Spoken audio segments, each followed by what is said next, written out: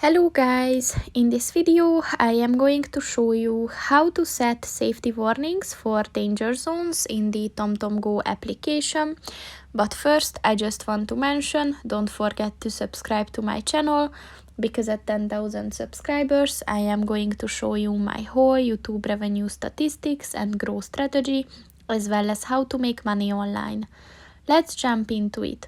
First of all, open the application on your phone and then click on the menu button at the bottom of the page on the left, and then scroll down and click on the settings button,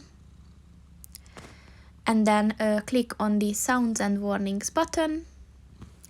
And once you enabled the safety warnings section, you can click on that and then click on the danger zones button, and you can set the warning type for this function. So just click on the one that you want to use and it is set.